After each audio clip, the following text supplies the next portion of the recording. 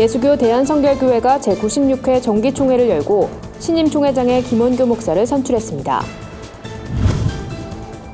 한국교회 성평등 인식에 이어 교회 내 여성 사역자의 현 실태를 짚어봅니다.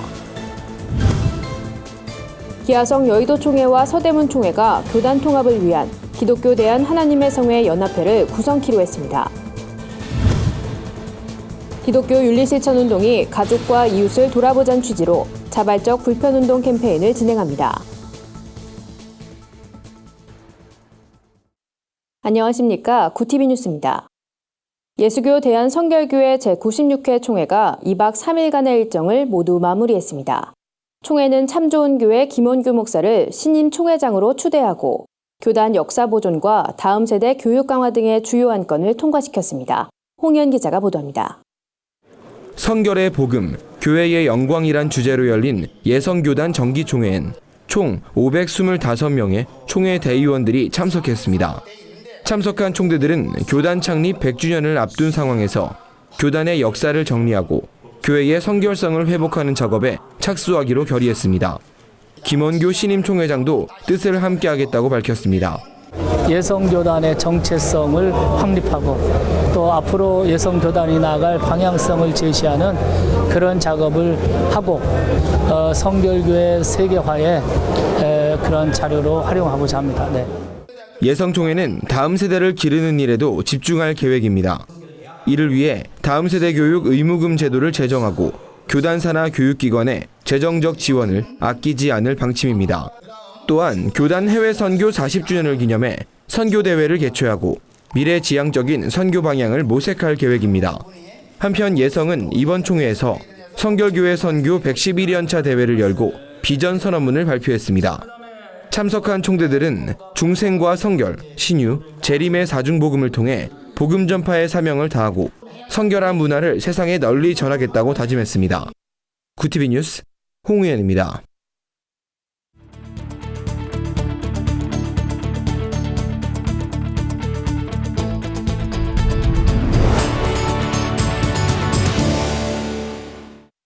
구티비 수요기획 순서입니다. 오늘은 한국교회 안에서 외면받는 여성 사역자들의 실태를 살펴봅니다. 최근 문재인 대통령은 국가보훈처장으로 여성 첫 헬기 조종사인 피우진 예비역 중령을 임명했습니다. 한국 사회에서 여성 인권이 향상되고 있음을 보여준 사례인데요. 하지만 교회 안에서 여성들이 설 자리는 여전히 좁기만 합니다. 교회 내 여성 사역자들의 현실을 박은정 기자가 취재했습니다.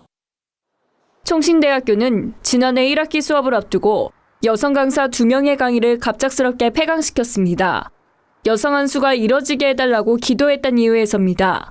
교회 안 여성 차별은 우리가 생각했던 것보다 많고 자연스럽게 머무르고 있습니다. 가장 대표적인 사례는 바로 목사 한 수 문제입니다. 한국교회에서 가장 교세가 큰 예장합동교단은 여성을 목회자로 인정하지 않고 있습니다. 오랜 기간 신학교 내부적으로 자리 잡은 남성 중심의 문화는 여성들의 목회 사역을 크게 제한해왔습니다. 신학교의 신대원에서의 과목들이 거의 남성 중심의 그런 신학 커리가 되어 있기 때문에 여성 어떤 21세기에 지향하는 어떤 여성 리더십을 개발하는 그런 프로그램이라든지 여성을 이해하는 그런 것들이 전혀 있지 않다. 실제로 교회에서 유아부 사역을 맡고 있는 한 여성 전도사는 여자란 이유로 자신의 사역이 미취학 부서에 국한되고 있음을 아쉬워했습니다.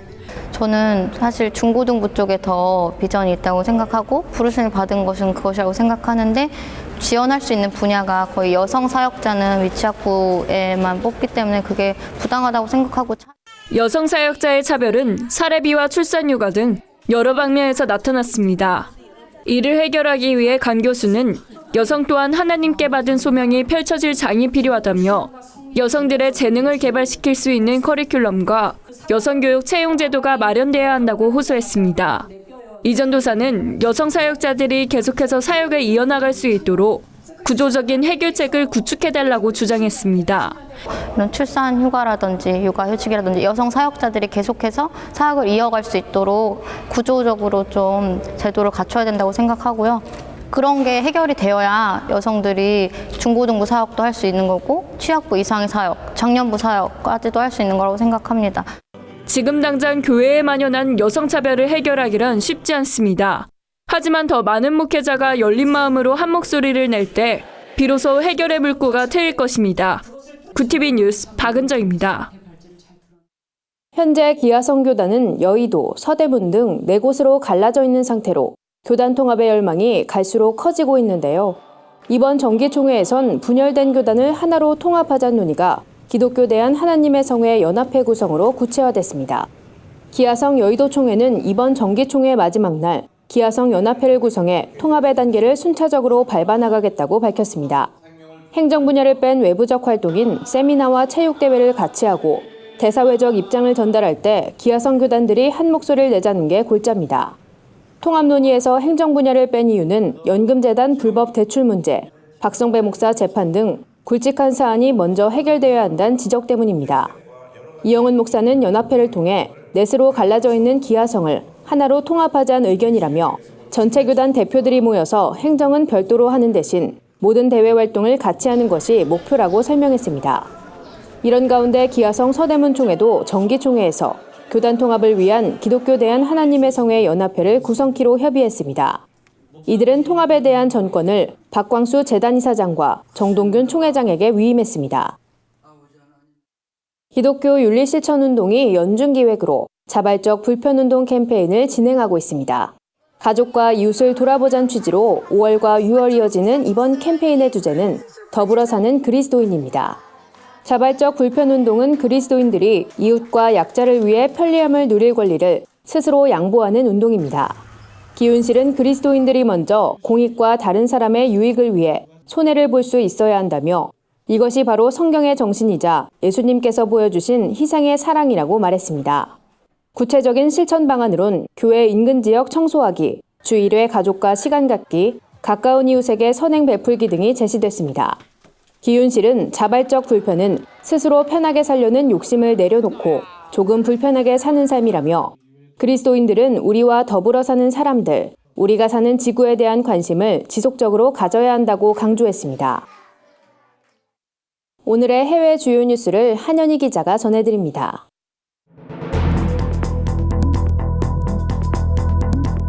구티비 월드와이드입니다. 세계 곳곳의 소식을 발빠르게 전해드립니다. 늘어나는 범죄 때문에 몸살을 앓고 있는 미국 시카고를 위해 교회가 나섰습니다. 뉴라이트 커버넌트 교회는 시카고 내부에서 벌어지고 있는 범죄에 반대하며 3km 길이의 인간 기도띠 운동을 벌인다고 밝혔습니다. 브라운 목사는 이번 5월 시카고 79번가에 함께 모여 기도하며 행동해야 한다면서 우리는 이 도시에서 벌어지는 어떤 종류의 폭력도 용인하지 않는다고 말했습니다. 기도띠 운동은 지난해에도 진행됐는데요. 참가자들은 빨간 옷을 입고 일렬로 길게 늘어서 무릎을 꿇고 기도했습니다. 브라운 목사는 지역 사람들을 깨워 다시금 이 자리에 서게 해야 한다면서 우리는 변화를 위한 무언가를 함으로써 범죄로 잃어버린 사람들의 삶을 기려야 한다고 촉구했습니다. 시카고 범죄율은 뉴욕과 LA보다 더 높은 것으로 알려집니다. 빌 게이츠가 세상을 바꿀 업종 3가지를 언급했습니다. 바로 인공지능, 에너지, 생명공학인데요. 빌 게이츠는 오늘 25일 졸업을 앞둔 하버드 대학 학생들에게 선배로서 놓쳐서는 안 될 인생의 중요한 메시지를 전달하면서 이같이 말했습니다. 졸업을 앞둔 학생들이 그에게 인생의 조언을 구하는 사례가 늘자 공개적인 메시지 형태로 답변한 겁니다. 또한 주목할 것은 그가 최고의 지성인들에게 전한 마지막 조언이 불평등이라는 점입니다. 기아에 시달리는 아프리카 어린이들을 떠올리며 지성인들이 그 짐을 덜어주길 희망한 겁니다. 그는 불평등이 지구 반대편에 있든 당신의 국가에 있든 당신의 커뮤니티 내에 있든 간에 당장 맞설 수 있다고 강조했습니다. 하버드 대학은 존 하버드 목사의 이름을 땄는데요. 그가 젊은 나이에 사망하면서 소장했던 도서와 재산이 기증된 게 계기가 됐습니다. 미국 트럼프 대통령이 테러 극복을 위해 이슬람권 정상들과 밀착하는 모습을 보여줬습니다.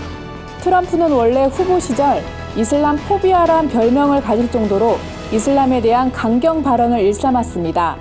또한 취임 후 이슬람권 7개국 국민들의 입국을 금지하는 행정명령에 사인하면서 반이슬람권 행보를 계속 보였는데요. 지난 21일 사우디아라비아에서 이슬람권 55개국 지도자들과 만난 자리에서는 함께하자며 화해 제스처를 보냈습니다.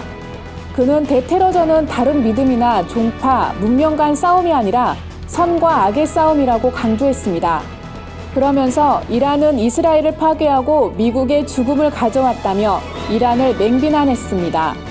이를 두고 이란, 북한, 이라크를 악의 축으로 지목했던 아들 부시 대통령 시절의 기조로 돌아가는 것 아니냐는 관측이 나오고 있습니다.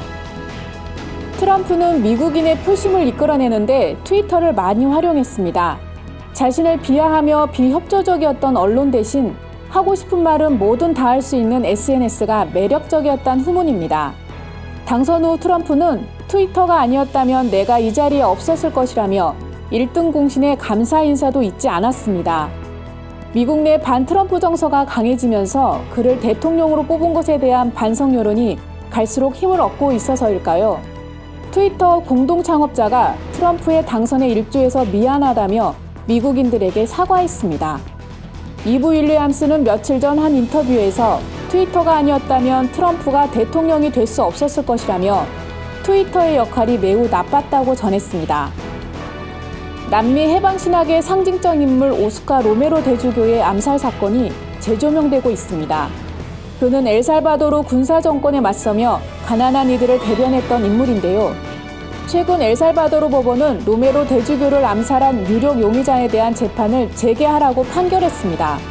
용의자 외에 배후 인물 등도 추가로 기소할 가능성이 높다고 합니다. 로메로 대주교는 1980년 산살바도르에 있는 병원에서 미사를 집전하다가 4명의 괴한이 가한 총격으로 사망했습니다.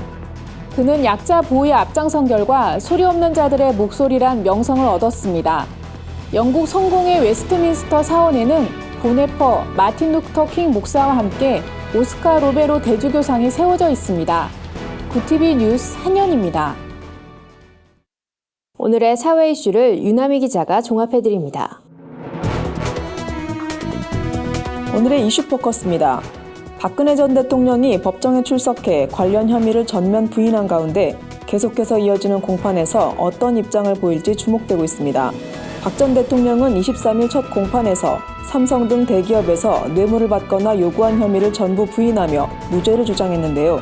법정에 함께 출석한 최순실 씨도 혐의를 굳고 부인하며 박 전 대통령과 공모한 사실이 없다고 주장했습니다. 두 사람은 오는 29일부터 매주 월요일과 화요일 삼성 뇌물 사건과 관련한 증인 신문을 받게 됩니다. 재판부는 박 전 대통령 사건과 최순실 씨의 뇌물 사건을 병합해 신속히 심리를 진행한다는 방침입니다. 국내 가계빚이 올해 1분기만 17조 원이 넘게 늘어났습니다. 특히 은행보다 이자 부담이 큰 저축은행, 상호금융, 새마을금고 등 제2금융권의 급증세가 이어지고 있습니다. 한국은행 발표에 따르면 지난 3월 말 가계부채를 대표적으로 보여주는 가계신용잔액은 1,359조 7천억 원이었습니다. 통계를 시작한 2002년 이후 최대 규모입니다. 전문가들은 저신용자 또는 저소득층이 비싼 이자를 감수하고 저축은행 대출을 많이 찾은 것으로 보고 있습니다. 예금은행의 가계대출 잔액은 1조 원 정도 늘어난 데 비해 제2금융권 가계대출 잔액은 7조 4천억 증가한 것으로 나타났습니다. 학력이 낮을수록 혼인과 출산율이 낮고 이혼과 사망 위험도 큰 것으로 나타났습니다. 특히 고졸 학력자는 출산율이 가장 낮고 이혼율은 가장 높은 것으로 조사됐습니다. 학벌과 빈부격차가 혼인과 출산에까지 영향을 주고 있는 겁니다. 조사를 실시한 통계청은 혼인, 출산율이 가장 심각하게 떨어진 계층이 고졸 이하라며 고졸 이하는 대졸자와 임금격차가 크게 나타나는데 결국 학력 간 임금격차가 사회적 안정성에 차이를 가져온 곳이라고 설명했습니다. 조사 결과 남성 중 중졸 이하는 평균 혼인 연령이 36.5세로 가장 높았고 이혼율은 고졸 남성이 6.4건으로 가장 높았습니다. 2000년 이후 평균 이혼 연령은 교육 수준과 관계없이 지속해서 상승했습니다. 고티비 뉴스 윤함입니다. 주요 단신입니다. 미국 복음주의 지도자로 잘 알려진 존 파이퍼 목사가 방한합니다. 존 파이퍼 목사는 온누리 교회가 종교개혁 500주년을 기념해 29일부터 31일까지 개최하는 컨퍼런스의 강사로 나서며 부흥 집회도 인도할 예정입니다. 이 밖에도 지구촌교회 이동원 원로 목사, JAMA 김충근 장로도 특강을 진행합니다. 평화재단 평화연구원이 내달 13일 한국프레스센터에서 새 정부의 대북 통일정책, 변화의 입구에서 길을 찾는다를 주제로 심포지엄을 개최합니다. 주최 측은 심포지엄을 통해 문재인 정부의 바람직한 대북 통일정책을 제안할 계획입니다. 기독교 학술원과 온누리교회 통일위원회가 내달 2일 온누리교회에서 통일 세미나를 엽니다. 기독교 입장에서의 통일정책 방향을 주제로 열리는 이번 세미나에선 통일 관련 단체들과 교회들이 한자리에 모여 토론을 통해 통일 정책 방향을 모색합니다. 한국대학생 선교회 CCC가 다음 달 27일부터 28일까지 강원도 보광리조트에서 전국 교수 수련회를 엽니다. 내 장막을 넓히라를 주제로 열리는 이번 수련회에선 캄보디아 국립기술대 김성철 총장이 주강사로 나서며 다양한 해외 선교 사례를 살펴볼 예정입니다. 이상으로 뉴스를 마칩니다. 구TV 뉴스는 인터넷 신문 데일리 굿뉴스를 통해서도 보실 수 있습니다. 시청해주신 여러분 고맙습니다.